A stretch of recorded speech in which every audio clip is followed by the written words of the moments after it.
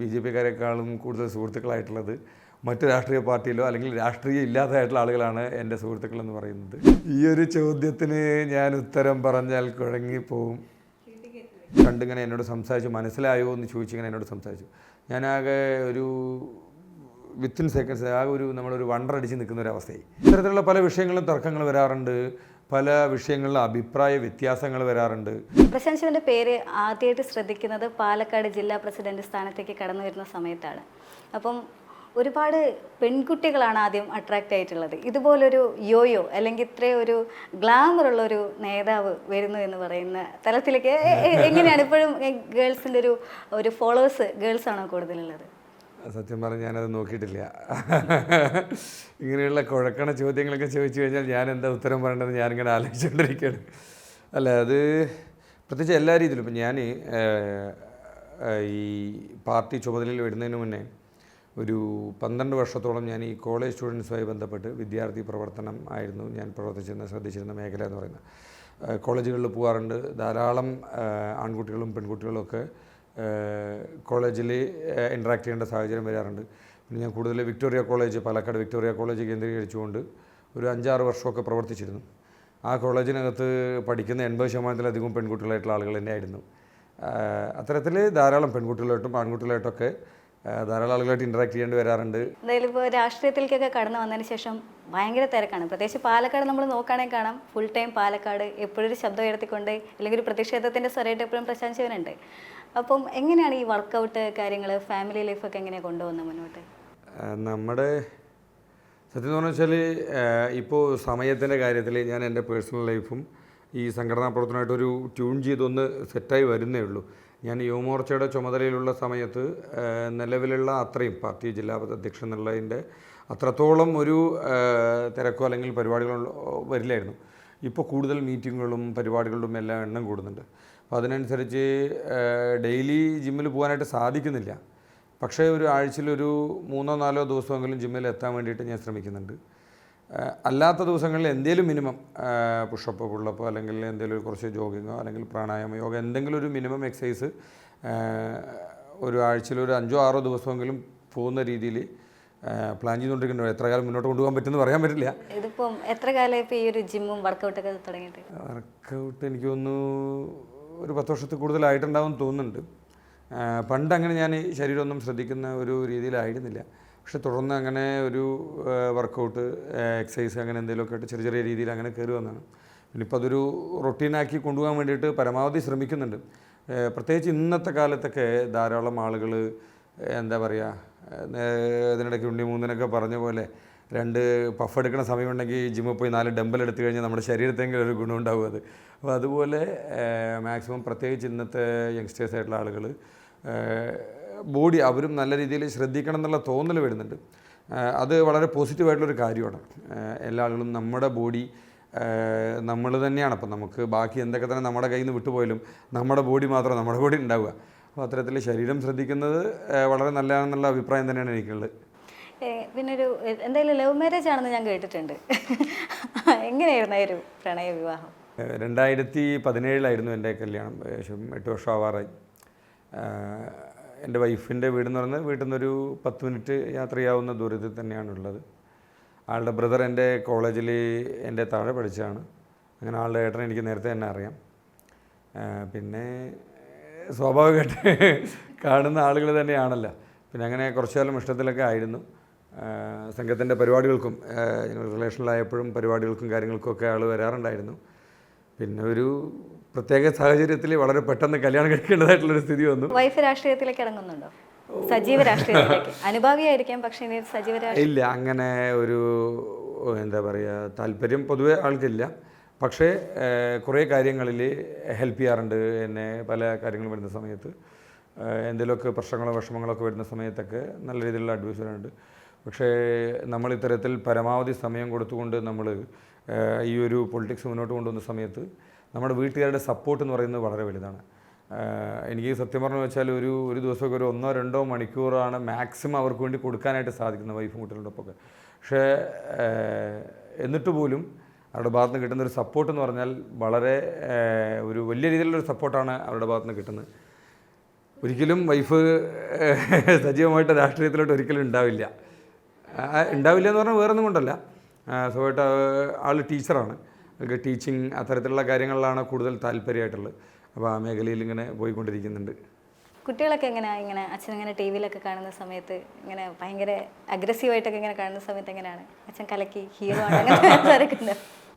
രണ്ടാമത്തെ ആൾക്ക് അങ്ങനെ അറിയാനുള്ളൊരു പ്രായമായിട്ടില്ല, 3 വയസ്സുള്ളൂ. മൂത്ത ആൾക്ക് 6 വയസ്സാണ്. പിന്നെ സ്കൂളിലൊക്കെ പോയി പറയുന്നൊക്കെ ഉണ്ട്, എൻ്റെ അച്ഛൻ പ്രസിഡൻ്റാണെന്നൊക്കെ പറയുന്നൊക്കെ ഉണ്ട് കുട്ടികളുടെ ഇടയിലൊക്കെ. അങ്ങനെയുള്ള രീതിയിലല്ല. കുട്ടികൾ രണ്ടുപേരും വളരെ ചെറുപ്പം മുതൽ തന്നെ പാർട്ടിയുമായി ബന്ധപ്പെട്ടിട്ടുള്ള, ഇപ്പോൾ താമരയാണ് ചിഹ്നം എന്നുള്ളതും അതുപോലെ തന്നെ നരേന്ദ്രമോദി അത്തരത്തിലുള്ള ആളുകളെയൊക്കെ അവർ കണ്ട് മനസ്സിലാക്കുന്ന രീതിയിൽ അവരുടെ മനസ്സിനകത്തുണ്ട്. പിന്നെ ഒരു ദേശീയപരമായ കാഴ്ചപ്പാടുകൂടി തന്നെയല്ല അവരും വളരേണ്ടതുള്ളത്. എന്തൊക്കെയാണ് ഹോബീസ്? പ്രധാനമായിട്ട് ഞാൻ ഈ എല്ലാ ദിവസവും ക്രിക്കറ്റ് കളിക്കാൻ പോയിക്കൊണ്ടിരുന്നതാണ്. ഞങ്ങളുടെ നാട്ടിലെ ഒരു രജപുത്ര എന്ന് പറഞ്ഞിട്ടൊരു ക്ലബ്ബുണ്ട്, ഞങ്ങളെല്ലാവരും കൂടെ ചേർന്ന് ആരംഭിച്ച് തന്നെയാണ്. ഒരു 100-150 പിള്ളേരായിട്ടുള്ള ആളുകളുണ്ട്. എല്ലാ ദിവസവും വൈകുന്നേരം ക്രിക്കറ്റ് കളിക്കുന്ന ആളുകളാണ്. അതിൽ ഞങ്ങളുടെ കൂടെ ഞാനൊക്കെ അതിനകത്ത് അവർ 12 പേരെ കളിക്കാൻ ചേർത്തിട്ടുണ്ടെങ്കിൽ ഒരു 12ാമത്തെ ആളായിരിക്കും ഞാൻ. അത് നല്ല കഴിവുള്ള ധാരാളം കുട്ടികളുണ്ട്. ഈ ടെന്നീസ് ബോൾ ക്രിക്കറ്റിൽ കേരളം മുഴുവൻ ജില്ലകളിൽ കളിക്കാൻ പോകുന്ന ധാരാളം ആളുകളുണ്ട്. അതിൽ എൻ്റെ ഒരു ബ്രദറുണ്ട്, പ്രവീൺ എന്നാണ് പേര്. പുള്ളി ക്രിക്കറ്റിനോട് ഭയങ്കര പാഷനാണ്. പുള്ളി ഇനീഷ്യേറ്റീവ് എടുത്തുകൊണ്ടാണ് അവിടെയുള്ള 100 കണക്കിന് കുട്ടികളെ ക്രിക്കറ്റ് കളിക്കാനുള്ള ഒരു പ്രേരണ എന്ന് പറയുന്നത് പുള്ളിയുടെ കളി കണ്ടുകൊണ്ട് നിൽക്കുന്നത്. അപ്പോൾ അത്തരത്തിൽ എല്ലാ ദിവസവും ക്രിക്കറ്റ് കളിച്ചുകൊണ്ടിരുന്ന ഒരാളായിരുന്നു.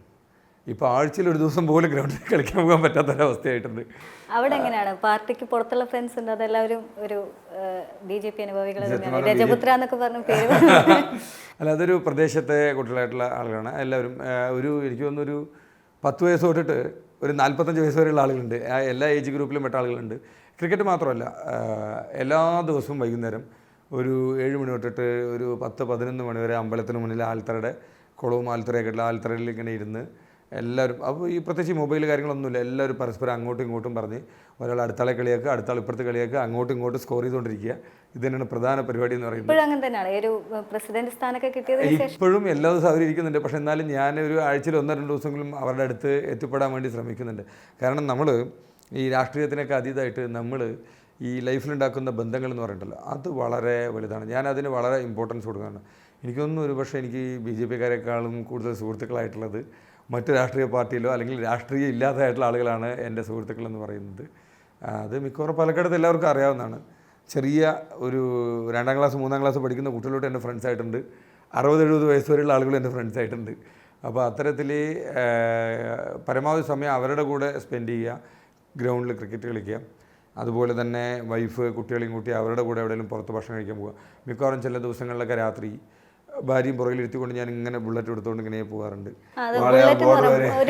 ബുള്ളറ്റ് ലവർ ആണെന്ന് കേട്ടിട്ടുണ്ട്. എപ്പോഴും പാർട്ടി ഓഫീസിലേക്കൊക്കെ ബുള്ളറ്റിലൊക്കെ ഇങ്ങനെ പോകുന്ന ഒരു ചെത്തിപ്പോകുന്ന എന്നുള്ളതല്ല, പൊതുവേ കേരളത്തിലെ ആൺപിള്ളേർക്ക് ബുള്ളറ്റിനോട് പ്രത്യേക ഒരു ഇഷ്ടമാണല്ലോ. ബുള്ളറ്റ് എന്നുള്ളത് നല്ല ഇഷ്ടപ്പെട്ട് ഞാൻ ആഗ്രഹിച്ചു വാങ്ങിയ അതൊരു വികാരമാണ്. ബുള്ളറ്റ് ഒരു വികാരം തന്നെയാണ്. ഞാൻ ആഗ്രഹിച്ചു വാങ്ങിയത് 2016 ഞാൻ ബുള്ളറ്റ് ഓടിക്കുന്നത്. അതിന് മുന്നേ എൻ്റെ ഒരു ബൈക്ക് ഉണ്ടായിരുന്നു. ആ ബൈക്ക് പാലക്കാട് എല്ലാവർക്കും അറിയാവുന്നൊരു ബൈക്കായിരുന്നു. ഫുൾ ആൾട്ടർ ചെയ്ത് മോഡിഫൈ ചെയ്തുകൊണ്ടുള്ള ഒരു ബൈക്കായിരുന്നു. ആ ബൈക്ക് മാറ്റി ഒരു ഡബിൾ സൈലൻസറൊക്കെ കയറ്റിയിട്ടുള്ള ഒരു ആനപ്പുറത്തിരുന്ന് പോകുന്ന പോലെ ഉണ്ട് അതിനകത്ത്. ഇത് മാറ്റിയിട്ടാണ് ബുള്ളറ്റ് ആക്കിയത്. ആ ബുള്ളറ്റ് ആക്കിയ ശേഷം ഇപ്പോഴും അതേ ബുള്ളറ്റ് തന്നെയാണ് ഉപയോഗിക്കുന്നത്. ഞാൻ ഇടയ്ക്ക് ഓഫീസിലോട്ടൊക്കെ പോകുന്നത് അതേ ബുള്ളറ്റിൽ തന്നെയാണ്. ബുള്ളറ്റ് ഓടിക്കാൻ ഭയങ്കര ഇഷ്ടമാണ്. അങ്ങനെ ഒരു ബുള്ളറ്റ്, ക്രിക്കറ്റ്, അതുപോലെ പിള്ളേരോടൊത്ത് എല്ലാവരും ഒരുമിച്ചിരിക്കുക. അല്ല, സോഷ്യൽ നമ്മൾ എല്ലാത്തിനേക്കാളൊക്കെ ഉപരി നമ്മൾ ഈ ആളുകളോട് മനസ്സ് തുറന്ന് കുറേ സംസാരിക്കുക, കുറേ ചിരിക്കുക, കുറേ കളിക്കുക. കാരണം എന്താ വെച്ചാൽ നാളെ രാവിലെ ഉറങ്ങി എണീക്കുന്ന സമയത്ത് നമ്മൾ ജീവനോട് ഉണ്ടാവുമോ ഇല്ലയെന്ന് അറിയാത്ത കാലഘട്ടത്തിലാണ് നമ്മൾ ജീവിക്കുന്നത്. കാരണം എന്താ വെച്ചാൽ ഇന്ന് അത്തരത്തിലുള്ള പല രീതിയിലുള്ള അസുഖങ്ങൾ വരുന്നുണ്ട്, പല സംഭവങ്ങൾ. പല ആളുകൾക്ക് എങ്ങനെ നമ്മൾ ഇന്നലെ വരെ ഇടപഴകിയ ആളുകൾ പെട്ടെന്നൊരു സുപ്രഭാതത്തിൽ മരണപ്പെട്ടെന്നുള്ള വാർത്തയൊക്കെ നമ്മൾ കേൾക്കാം. അപ്പോൾ നമ്മളുള്ള ലൈഫിലെ ചെറിയ മൊമെൻറ്റുകളാണെങ്കിലും അത് മാക്സിമം എക്സ്പ്ലോർ ചെയ്യുക, മാക്സിമം എൻജോയ് ചെയ്തുകൊണ്ട് ലൈഫ് അങ്ങോട്ട് ഒരു ചില്ലായിട്ട് മുന്നോട്ട് കൊണ്ടുപോകാൻ എന്നുള്ള രീതിയിലാണ്. അപ്പോൾ അതിനകത്ത് നമ്മളെ കൊണ്ട് മറ്റൊരാൾക്ക് ഉപകാരം ചെയ്യാൻ പറ്റുമില്ലേ?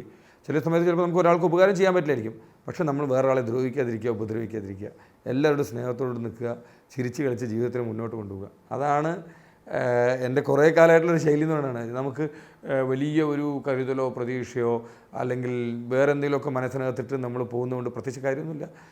ചെറിയ ഉത്തരവാദിത്തങ്ങളും നമ്മുടെ കണക്കൂട്ടലും കാൽക്കുലേഷനൊക്കെ വേണം.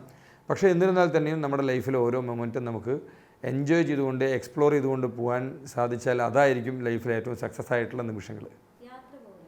യാത്ര പോകാറുണ്ട്, ധാരാളം പോകാറുണ്ട്. മറ്റേ ബുള്ളറ്റ് എടുത്തുകൊണ്ട് കാശ്മീർ വരെ അങ്ങനെ അത്ര ദൂരം വേണ്ടില്ല. ബുള്ളറ്റ് എടുത്തുകൊണ്ട് ഞാൻ ബാംഗ്ലൂർ വരെയൊക്കെയാണ് പോയിട്ടൊക്കെ ഉള്ളത്. കാശ്മീരിലോട്ട് പോകണമെന്ന് ആഗ്രഹിക്കുന്നുണ്ട്. ഫാമിലി വൈഫിനെയും കുട്ടികളെയും കൂട്ടിയിട്ട് തന്നെ പോകണമെന്നാണ് ആഗ്രഹിക്കുന്നത്. ഈ വർഷം തന്നെ പോകണമെന്ന് പ്രതീക്ഷിക്കുന്നുണ്ട്. 2025 ഡിസംബറിന് മുമ്പ് കാശ്മീർ ഫാമിലിയായിട്ട് പോകണം എന്നുള്ളൊരു ആഗ്രഹമുണ്ട്. മിക്കവാറും കുറേ സ്റ്റേറ്റുകളിൽ ഞാൻ പോയിട്ടുണ്ട്. എൻ്റെ കല്യാണത്തിന് മുൻപും കല്യാണത്തിന് ശേഷവും. പണ്ടൊക്കെ ചിലപ്പോൾ ഇവിടുന്ന് വീട്ടിൽ നിന്ന് ഒറ്റ രാത്രി ഒരു 8 മണിയാകുമ്പോൾ ബൈക്ക് എടുത്തുകൊണ്ട് നേരെ ഒരു പോക്കാണ്. 5 ദിവസം കഴിഞ്ഞിട്ടൊക്കെയാണ് തിരിച്ചു വന്നിട്ടൊക്കെ ഉണ്ടായിരുന്നത്. ഒറ്റ മൈൻഡ് അല്ല, അതൊക്കെ ഉണ്ട്. അത് ഇപ്പോഴും ഉണ്ട്. നമ്മൾ ഇവിടുന്ന് പാലക്കാട് നിന്ന് ചിന്നാറ് വരെ പോയിട്ട് കട്ടൻ കാപ്പി കുടിച്ചിട്ട് വന്ന അനുഭവങ്ങളൊക്കെ ഉണ്ട്. ഒരു രാത്രി ഇവിടുന്ന് വണ്ടി എടുത്തുകൊണ്ട് പോകുന്നു, പാലക്കാട് നിന്ന് കാട്ടിനുള്ളിലൂടെ പോയി ചിന്നാറ് പോയി, അവിടുന്ന് ഒരു കട്ടൻ കാപ്പി കുടിച്ച് തിരിച്ച് വീണ്ടും പാലക്കാട്. ഗ്രൂപ്പ് ഞങ്ങൾ കൂടെയുള്ള കുറേ സുഹൃത്തുക്കളായിട്ടുള്ള ആളുകളുണ്ട്. അത് മിക്കവാറും എന്താ പറയുക, ഒരേ വൈബോട് കൂടി ചിന്തിക്കുന്ന ആളുകൾ. അതിനകത്ത് ഏജ് നോക്കിക്കഴിഞ്ഞാൽ 40-42 വയസ്സുള്ള ആളുകളുണ്ട്, ഒരു 19 വയസ്സുള്ള പിള്ളേരുണ്ട്. ഞങ്ങളൊരു കൂട്ടത്തോടുകൂടിയ എല്ലാ ആളുകളും എല്ലാ കാര്യങ്ങളും, ഇപ്പോൾ നേരത്തെ പറഞ്ഞ പോലെ ക്രിക്കറ്റ് മാത്രമല്ല, അവിടെ നാട്ടിൽ ഓണാഘോഷ പരിപാടി, വൈകുന്നേരങ്ങളിൽ ഒരുമിച്ച് കൂടുന്നത്, ടൂർണമെൻറ്റുകൾ, ക്യാരം ബോർഡ് ടൂർണമെൻറ്റ്. അതിനകത്ത് നമ്മളുണ്ട് ഈ കൂടുതലിൽ സാധാരണ ചെറിയ ആളുകളല്ല. ടക്ക് ഓഫ് വാറിലെ 3 വർഷം യൂണിവേഴ്സിറ്റി ക്യാപ്റ്റനായിക്കൊണ്ട് കേരളത്തെ പ്രതിനിധീകരിച്ച് പോയി നാഷണലിൽ പോയിട്ട് ഗോൾഡ് വാങ്ങിയിട്ട് വന്ന ആളുകളുണ്ട്. ഫുട്ബോൾ കളിക്കുന്ന ആളുകളുണ്ട്, നാഷണലിൽ പോയിട്ട് വന്നിട്ടുള്ള ആളുകളുണ്ട്. ക്രിക്കറ്റ്, ടെന്നീസ് ബോളിൽ ഇന്ത്യക്ക് വേണ്ടിയിട്ട് നേപ്പാളിൽ പോയി കളിച്ചിട്ട് വന്ന ആളുകളുണ്ട്. അങ്ങനെ എല്ലാ ആളുകളും അത്യാവശ്യം നല്ല കപ്പാസിറ്റി ആളുകളാണ്, സമ്പന്നാണ്. അവർ എല്ലാ ആളുകളും നല്ല എന്താ പറയുക, ഒരു നല്ല വൈബോട് കൂടി പോകുന്ന ആളുകളാണ്. എങ്ങനെയാണ് അക്കാദമിക്സ് ഒക്കെ എങ്ങനെയായിരുന്നു? ഭയങ്കര പഠിപ്പിയാണോ അതോ ഈ നമ്മൾ ഈ പുസ്തകത്തിൽ വായിച്ച് പഠിച്ചു നമുക്ക് ലഭിക്കുന്ന അറിവിനേക്കാൾ നമ്മുടെ സൊസൈറ്റിയിലെ ആളുകളുടെ മനസ്സ് വായിച്ച് അതിനനുസരിച്ച് കാര്യങ്ങൾ കിട്ടുന്ന സമയത്ത് നമുക്കൊരു തിരിച്ചറിവുണ്ട്. ഈ അറിവും തിരിച്ചറിവും കൂടെ ചേരുമ്പോഴാണ് നമ്മുടെ ജീവിതത്തെ മുന്നോട്ട് കൊണ്ടുപോകാനായിട്ട് സാധിക്കുക. ഞാൻ 10ാം ക്ലാസ്സിൽ എനിക്ക് അത്യാവശ്യം ഒരു 80% മാർക്ക് ഉണ്ടായിരുന്നു. അത് കഴിഞ്ഞ് +2 ഒരു 60% മാർക്ക് ഉണ്ടായിരുന്നു. അത് കഴിഞ്ഞ് ഞാൻ BBA ആയിരുന്നു, ഡിഗ്രി. അത് കഴിഞ്ഞ് കുറച്ച് വർഷം ബ്രേക്ക് ഉണ്ടായിരുന്നു. അത് കഴിഞ്ഞ് MSW പോസ്റ്റ് ഗ്രാജുവേറ്റ് കഴിഞ്ഞു. ഇനി എന്തെങ്കിലും കൂടെ പഠിക്കണം എന്നുള്ള ചെറിയൊരു ആഗ്രഹമൊക്കെ ഉണ്ട്. ഈ നമുക്ക് സാധിക്കാവുന്നിടത്തോളം കാലം പഠിച്ചുകൊണ്ടേയിരിക്കുക. എന്ത് പഠിക്കണം എന്നുള്ളതല്ല, എല്ലാം പഠനമാണ്. നമ്മൾ ഒരു യാത്ര ചെയ്യുന്നതും ഒരു തരത്തിൽ പഠനമാണ്. നമ്മൾ സംഘടനാ പ്രവർത്തനം ചെയ്യുന്നതും ഒരു തരത്തിൽ പഠനമാണ്. നമ്മൾ ആളുകളുടെ ഇടയിൽ ഇറങ്ങി പ്രവർത്തിക്കുന്നത് ഒരു പഠനമാണ്. ഇതെല്ലാം നമ്മൾ മനസ്സിലാക്കിയിട്ട് ഇതിനുള്ള സൊല്യൂഷൻസ് നമ്മൾ എവിടെ നിന്ന് കണ്ടെത്തുന്നു എന്നുള്ളത് ചിന്തിച്ച് പ്രവർത്തിച്ചു തുടങ്ങിക്കഴിഞ്ഞാൽ കുറേ പ്രശ്നങ്ങൾക്ക് പരിഹാരം ഉണ്ടാക്കാൻ പറ്റും. വായന എന്ന് പറയുന്നത് ദൈവം സഹായിച്ച് തീരില്ല. പണ്ട് നല്ലോണം ഉണ്ടായിരുന്നു. ഞാൻ ഓപ്പണായിട്ട് പറയുകയാണെങ്കിൽ കുറേ കുറഞ്ഞു പോയി ഇപ്പോൾ. പക്ഷേ എന്നിരുന്നാലും സമയം കിട്ടുന്ന സമയത്ത് കുറേ കാര്യങ്ങൾ വായിക്കാൻ ശ്രമിക്കാറുണ്ട്. കുറേ പേരുടെ കേൾക്കാൻ ശ്രമിക്കാറുണ്ട്, ചില ആളുകളുടെയൊക്കെ. അത്തരത്തിൽ പണ്ട് കുറേ വായിച്ചൊക്കെ ഇടുന്നു. ഇപ്പോൾ വായിക്കാനുള്ള സമയം കുറഞ്ഞു വരുന്നുണ്ട്. എന്നാലും കിട്ടുന്ന സമയത്ത് വായിക്കാൻ വേണ്ടിയിട്ടുള്ള ശ്രമം നടത്താറുണ്ട്. ഒരു കാര്യം കൂടെ, ഫസ്റ്റ് ലവ് ആണോ വൈഫ് അതോ എന്താണ് ഫസ്റ്റ് ലവ്? ഈ ഒരു ചോദ്യത്തിന് ഞാൻ ഉത്തരം പറഞ്ഞാൽ കുഴങ്ങിപ്പോവും. പക്ഷേ ലാസ്റ്റ് ലവ് ആണ് വൈഫ്. ലാസ്റ്റ് ലവ് എന്ന് പറഞ്ഞു വെച്ചാൽ വേറെ ആളെ സ്നേഹിക്കില്ല എന്നല്ല, പക്ഷെ അവസാനം വരെ. അല്ല, എത്രാമത്തെയാണെന്ന് പറഞ്ഞാലും മതി.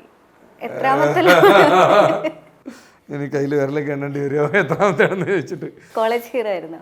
അങ്ങനെയൊന്നും ആയിരുന്നില്ല. ചെറിയ രീതിയിലൊക്കെ പഠിച്ചൊക്കെ പോയിട്ടുണ്ട് കോളേജിനകത്തൊക്കെ ധാരാളം സുഹൃത്തുക്കളുണ്ടായിരുന്നു. ഞാൻ പഠിച്ചിറങ്ങിയ ശേഷവും കോളേജിനകത്ത് റെഗുലറായിട്ട് പോകുമായിരുന്നു. കോളേജിൽ കൂടെ പഠിച്ച ആളുകൾക്കൊക്കെ എന്നെ ഇപ്പോഴും ഓർമ്മയുണ്ടാവുമെന്ന് ധരിക്കുന്നു. അങ്ങനെ ആരെങ്കിലും ഫ്രണ്ട്സൊക്കെ മെസ്സേജ് അയച്ചു ഇങ്ങനെ ദൂരങ്ങൾ, ഇപ്പം വീട്ടിൽ കോൺടാക്റ്റ് ഒന്നും ഇല്ലാതിരുന്നിട്ട് പിന്നെ പെട്ടെന്ന് ഇങ്ങനെ TV വിയിലൊക്കെ കാണുന്ന സമയത്ത് ഇത് നമ്മുടെ പ്രശാന്ത് അല്ലേ എന്ന് വെച്ചിട്ട് അങ്ങനെ ആരെങ്കിലുമൊക്കെ മെസ്സേജ് അയച്ചു? ഞാൻ ഈ കഴിഞ്ഞ ദിവസം ഞാനൊരു കല്യാണത്തിന് വേണ്ടി പോയ സമയത്ത് എന്നെ 4ാം ക്ലാസ് വരെ പഠിപ്പിച്ചൊരു ടീച്ചർ ഉണ്ടായിരുന്നു. പാർവതി ചേച്ചി എന്നാണ് ഞാൻ വിളിച്ചത്. ആ ടീച്ചർ ഈ കഴിഞ്ഞ ദിവസം ഞാൻ ഒരു 20 വർഷത്തിൽ കൂടുതലായിട്ടുണ്ടാവും ആ ടീച്ചറെ കണ്ടിട്ട്. 20 അല്ല, എനിക്ക് തോന്നുന്നു ഒരു 25 വർഷത്തിനടുത്തായിട്ടുണ്ടാവും. ആ ടീച്ചർ എന്നെ വന്ന് കണ്ടിങ്ങനെ എന്നോട് സംസാരിച്ചു. മനസ്സിലായോ എന്ന് ചോദിച്ചിങ്ങനെ എന്നോട് സംസാരിച്ചു. ഞാനാകെ ഒരു വിത്തിൻ സെക്കൻഡ്സ് ആകെ നമ്മളൊരു വണ്ടർ അടിച്ച് നിൽക്കുന്ന ഒരവസ്ഥയായി. പിന്നെ ബോധ്യപ്പെട്ടു. കാരണം ഇത്ര വർഷമായിട്ട് ടീച്ചർ നമ്മളെ ഓർത്തിരിക്കുന്നു എന്ന് പറഞ്ഞ സമയത്തുണ്ടായ നമ്മുടെ ഉള്ളിലൊരു സ്പാർക്ക് വരുമല്ലോ, അതൊരു പ്രത്യേക ഒരു ഫീല് തന്നെയായിരുന്നു. പിന്നെ ടീച്ചറുടെ മക്കളെ കുടുംബക്കാരെ എല്ലാവരെയും വിളിച്ച് പരിചയപ്പെടുത്തിയിട്ട് ഞാൻ പഠിപ്പിച്ച കുട്ടിയാണ് ഇപ്പോൾ ജില്ലാ പ്രസിഡന്റ്. അപ്പോൾ അത് ഭയങ്കര ഒരു അഭിമാനം തോന്നി. കാരണം എന്താ വെച്ചാൽ അവരുടെയൊക്കെ മനസ്സിൽ നമുക്കിപ്പോഴും ഒരു സ്പേസ് ഉണ്ട് എന്ന് പറയുന്ന സമയത്ത്. പിന്നെ എൻ്റെ കൂടെ കോളേജിൽ പഠിച്ച മിക്കവാറും ആളുകൾ കോളേജിന് ശേഷം കുറേ പേരെ കാണാൻ പറ്റുന്നില്ലെങ്കിലും പലരും കോണ്ടാക്റ്റിലുണ്ട്. പലരും ഇന്ത്യക്ക് പുറത്തുള്ള ആളുകളുണ്ട്. അവർ വിളിക്കാറുണ്ട്, സംസാരിക്കാറുണ്ട്. പലരും അവർ വിളിക്കുന്ന സമയത്ത് അവരെ കാണാനായിട്ട് സമയം കിട്ടുന്നില്ല എന്ന് മാത്രമാണ് ഒരു ചെറിയ വിഷമമായിട്ടുള്ളത്. പക്ഷെ പറ്റാവുന്ന സമയത്ത് അവരോടൊപ്പമൊക്കെ ടൈം സ്പെൻഡ് ചെയ്യണമെന്ന് ആഗ്രഹിക്കുന്നുണ്ട്. ഇപ്പോൾ രാഷ്ട്രീയ പ്രവർത്തനത്തിന് അപ്പുറത്തേക്ക് കൂടുതൽ കൂട്ടുകാരായിട്ട് ചെലവഴിക്കുന്ന വ്യക്തിയാണെന്ന് പറഞ്ഞല്ലോ.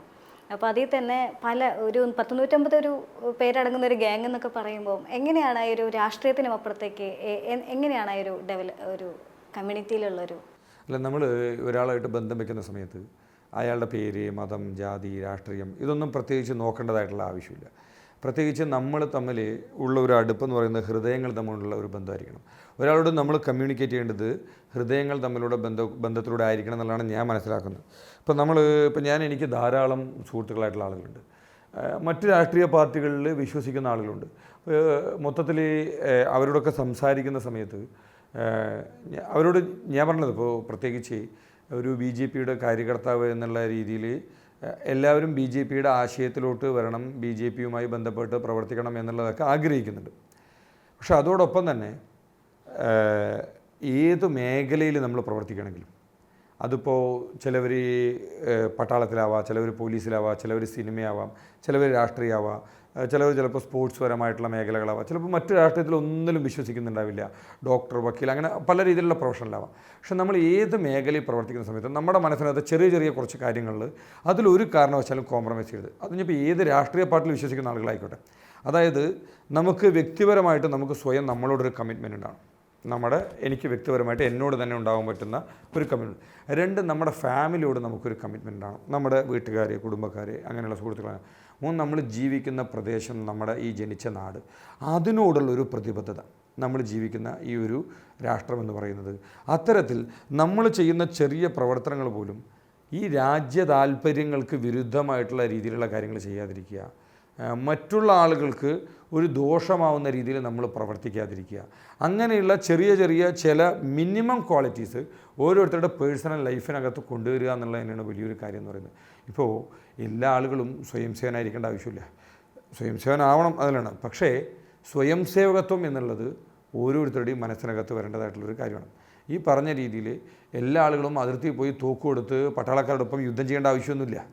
പക്ഷേ നമ്മൾ പ്രവർത്തിക്കുന്ന മേഖലയിൽ ഈ രാജ്യ താല്പര്യത്തിന് വിരുദ്ധമായിട്ട് നമ്മൾ പ്രവർത്തിക്കാതിരിക്കുക, നമ്മുടെ പ്രദേശത്തെ ജനങ്ങൾക്ക് നമ്മളെക്കൊണ്ട് ഉപകാരം ചെയ്തു കൊടുക്കാൻ സാധിച്ചോ ഇല്ല എന്നുള്ളതിനേക്കാൾ ഉപരി നമ്മളെക്കൊണ്ട് അവർക്ക് ദോഷം സംഭവിക്കാതിരിക്കുക, നമ്മളെക്കൊണ്ട് പറ്റുന്ന രീതിയിൽ നമ്മൾ ഏത് പ്രൊഫഷനിലാണോ പ്രവർത്തിക്കുന്നത് അവിടെ മറ്റൊരാളെ സഹായിക്കാനുള്ള മനസ്സ് നമുക്കുണ്ടാകുക, നമ്മളോടൊപ്പമുള്ള ആളുകൾക്ക് ആ ഒരു മനസ്ഥിതി ഉണ്ടാക്കിയെടുക്കുക എന്നുള്ള ഒരു ആംഗിളിൽ നമ്മൾ മുന്നോട്ട് കൊണ്ടുപോയി കഴിഞ്ഞാൽ അവിടെ ഈ പറയുന്ന രീതിയിലുള്ള രാഷ്ട്രീയ യുദ്ധങ്ങളോ പ്രശ്നങ്ങളോ ഒന്നുമില്ല. കാരണം ഞാനും നിങ്ങളും എല്ലാവരും പ്രവർത്തിക്കുന്നത് എന്തിനാണെന്ന് വെച്ചാൽ നമ്മൾ ഈ ഒരു സമൂഹത്തിനൊരു ഡെവലപ്മെൻറ്റിന് വേണ്ടിയിട്ടാണ്.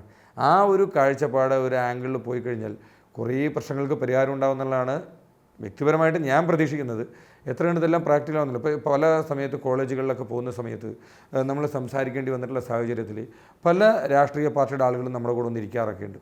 അവരോടൊക്കെ സംസാരിക്കുന്നില്ല. ഇപ്പോൾ നമ്മൾ എവിടെ വേണമെങ്കിലും ഏതിൽ വേണമെങ്കിലും നമ്മൾ ഏത് ചിന്താധാര, ആശയം എന്ത് വേണമെങ്കിലും നമ്മൾ പ്രവർത്തിക്കാം. പക്ഷേ പ്രവർത്തിക്കുന്ന സമയത്ത് ഈ പറഞ്ഞ രീതിയിലുള്ള മിനിമം ക്വാളിറ്റീസ് നമ്മൾ നമ്മുടെ ജീവിതത്തിനകത്ത് ഉൾപ്പെടുത്തി കഴിഞ്ഞു വെച്ചാൽ അത് ഈ സൊസൈറ്റിയിൽ ഉണ്ടാക്കാൻ പോകുന്ന ചേഞ്ച് എന്ന് പറഞ്ഞാൽ ചെറുതല്ല, വലിയ രീതിയിലുള്ളൊരു മാറ്റം ഉണ്ടാക്കിയെടുക്കാൻ പറ്റും.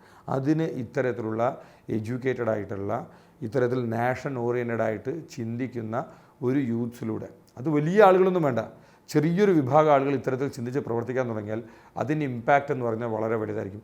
പണ്ടാരോ പറഞ്ഞതുപോലെ ക്രിയേറ്റീവ് മൈനോറിറ്റിയിലൂടെയാണ് മാറ്റങ്ങൾ വരിക.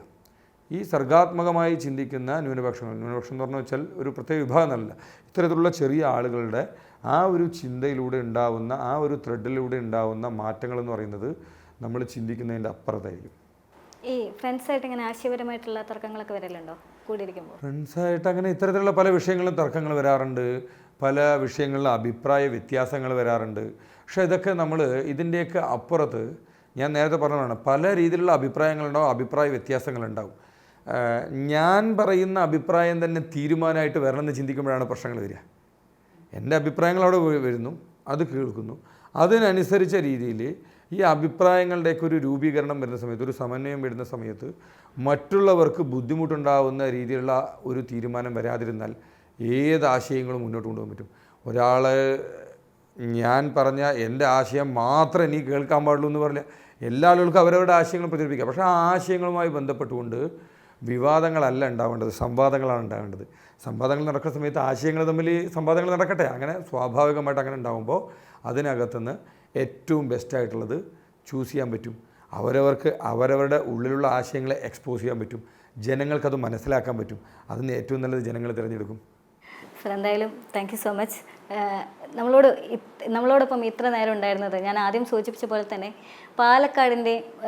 പാലക്കാട് BJPയെ മുന്നിൽ നിന്ന് നയിക്കുന്ന പ്രശാന്ത് ശിവനായിരുന്നു. എന്തായാലും സാറിന് ഇനിയുള്ള കാലത്തും ഇതുപോലെ തന്നെ ഒരു മുൻനിര പോരാളിയായി തന്നെ BJPയുടെ സാരഥിയായി തന്നെ മുന്നിലുണ്ടാവാൻ സാധിക്കട്ടെ എന്ന് ആശംസിക്കുന്നു. സാർ, നമസ്കാരം. Thank you so much.